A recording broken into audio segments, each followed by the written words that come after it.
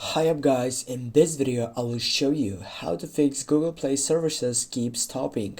Firstly, you need to get up into your settings on your phone, then you need to go and on the search box you need to type for date and then go for date and time, and here on the first selection you need to make sure that the first site it is selected as automatic selection date and time, or it is selected the first time which is news network provided time. If it's like that, you need to turn it on.